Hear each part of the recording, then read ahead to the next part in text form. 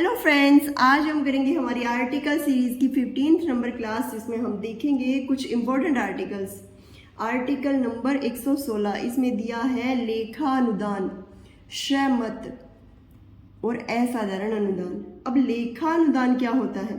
जैसे कि वित्तीय वार्षिक विवरण तो 1 साल के लिए पेश होता ही है, जो 1 अप्रैल से लेकर के नेक्स्ट 31 मार्च तक चलता है 1 साल के लिए। अब जब बजट आता है तो उसको पास होने के लिए 75 दिन लगते हैं।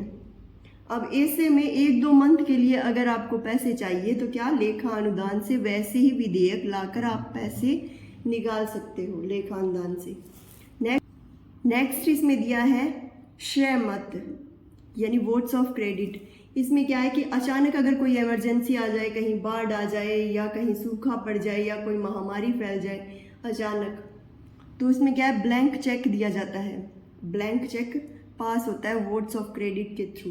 सब मतदान देते हैं वैसे ही, फिर वो विधेयक जो है पास होता है। उसमें क्या है कि कोई राशि नहीं होती, ब्लैंक चेक पास करना होता है, क्योंकि पता नहीं होता कि आगे इसमें कितना खर्चा हो जाएगा। ठीक है। नेक्स्ट इसमें दिया है असाधारण अनुदान।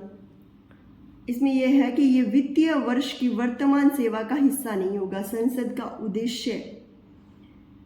का अगर कोई उद्देश्य है तो भारत की संचित निधि से धन की निकासी को कानून द्वारा अधिकृत करने की शक्ति होती है संसद की। नेक्स्ट हम देखेंगे आर्टिकल नंबर 117। इसमें दिया है वित्त विधेयकों के बारे में विशेष उपबंध।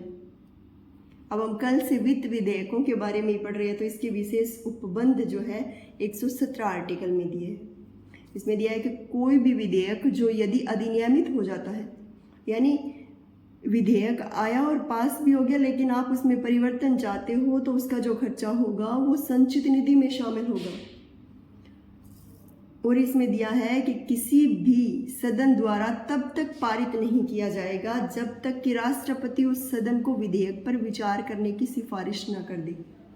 जब तक राष्ट्रपति की अनुमति न हो तब तक। नेक्स्ट हम करेंगे आर्टिकल नंबर 118। इसमें दिया है प्रक्रिया के नियम। इसमें दिया है कि राष्ट्रपति, लोकसभा के अध्यक्ष और राज्यसभा के सभापति मिलकर जो है संयुक्त बैठक के संदर्भ में नियम बनाते हैं। और इसमें आगे दिया है कि संयुक्त बैठक की अध्यक्षता कौन करता है? अध्यक्षता लोकसभा के अध्यक्ष करेंगे। अगर अनुपस्थित हो तो राष्ट्रपति द्वारा निर्धारित कोई व्यक्ति करेंगे। अब जो पहले से पता होगा कि अनुपस्थित है तो राष्ट्रपति किसी को निर्धारित कर देंगे। अब जब अचानक से अनुपस्थित होंगे तो क्या करेंगे? उपाध्यक्ष आएंगे। अब उपाध्यक्ष भी अनुपस्थित हो तो सभापति आएंगे, उपसभापति आएंगे। और उपसभापति भी अनुपस्थित हो तो क्या करेंगे? जो उपस्थित सदस्य है वो तय करेंगे कि कौन जो है अध्यक्षता करेगा। नेक्स्ट आर्टिकल देखेंगे हम, आर्टिकल नंबर 119 यानी 119। इसमें दिया है संसद के वित्तीय कार्य संबंधी प्रक्रिया का विधि द्वारा विनियमन। कि संसद वित्तीय व्यवसाय को समय समय पर पूरा करने के उद्देश्य से किसी भी वित्तीय मामले के संबंध में धन के विनियोग के लिए किसी विधेयक के संबंध में संसद के प्रत्येक सदन की प्रक्रिया और व्यवसाय के संचालन को कानून द्वारा विनियमित कर सकती है। ये वही सब बताया गया है कि कैसे किसी उद्देश्य की पूर्ति के लिए, कोई वित्तीय मामले के लिए धन का विनियोग करना हो, संचित निधि से धन निकालना हो, तो वैसे से विधेयक लाया जाएगा, पास होगा, सदन में वही प्रक्रिया चलेगी। नेक्स्ट हम आर्टिकल देखेंगे, आर्टिकल नंबर 120। इसमें दिया है संसद में प्रयोग की जाने वाली भाषा। अब अगर कोई हिंदी और इंग्लिश में ना बोलना चाहे तो अध्यक्ष, अगर लोकसभा में है तो अध्यक्ष की अनुमति, और अगर राज्यसभा में है तो सभापति की अनुमति से अपनी मातृभाषा में बोल सकते हैं। नेक्स्ट हम देखेंगे आर्टिकल नंबर 121। इसमें दिया है संसद की चर्चा पर निर्बंधन। इसमें दिया है किसी भी उच्च न्यायालय अथवा उच्चतम न्यायालय के किसी भी न्यायाधीश के आचरण पर कोई चर्चा नहीं होगी। हाँ, यदि न्यायाधीश को हटाने के लिए प्रस्ताव लाया गया हो तो आप चर्चा कर सकते हो संसद में। नेक्स्ट आर्टिकल देखें हम, आर्टिकल नंबर 122। यानी 112 इसमें दिया है संसद को सदन के भीतर किए गए व्यवहार को न्यायपालिका में चुनौती नहीं दी जा सकती। अब संसद में सदन के भीतर अगर कोई कुछ बोलता है या कोई किसी के विरुद्ध बोलता है तो आप जो है न्यायपालिका में उसको चुनौती भी नहीं दी जा सकती।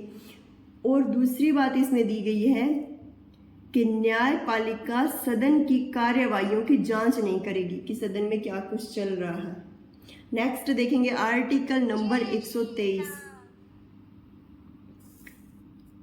Very very important article. इसमें दिया है संसद के विश्रामित काल में अध्यादेश प्रख्यापित करने की राष्ट्रपति की शक्ति, कि जब संसद के दोनों सत्र नहीं चल रहे हो तब उस समय में अगर राष्ट्रपति को ज़रूरी लगे या कोई इमरजेंसी आ जाए तो क्या है, राष्ट्रपति अध्यादेश जारी कर सकते हैं। अब वो अध्यादेश कब तक रहेगा, 6 मंथ तक वैलिड रह सकता है। अगर उससे पहले बैठक हो जाए, दोनों सदनों की उस पर चर्चा हो जाए, तो अगर वो पास हो जाए तो वो कानून बन जाता है, और अगर नहीं तो वो 6 वीक के अंदर समाप्त हो जाता है। ये थे आज के हमारे कुछ आर्टिकल। आई होप वीडियो आपको अच्छी लगी होगी। अगर वीडियो आपको अच्छी लगी है तो लाइक शेयर सब्सक्राइब ज़रूर करें। मिलते हैं नेक्स्ट वीडियो में। Thanks for watching.